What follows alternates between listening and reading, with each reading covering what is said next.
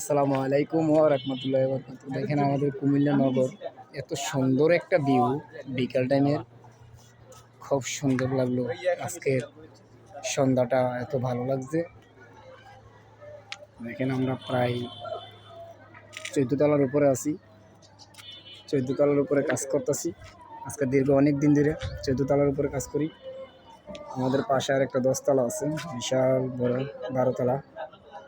এটি হলো কুমিল্লা শহরের মেয়র সাহেবের, কুমিল্লা সাবেক মেয়রের এই বাড়িটা, 12 তলাটা।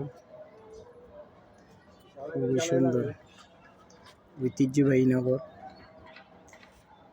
সুন্দর ভিউ, খুব ভালো লাগছে।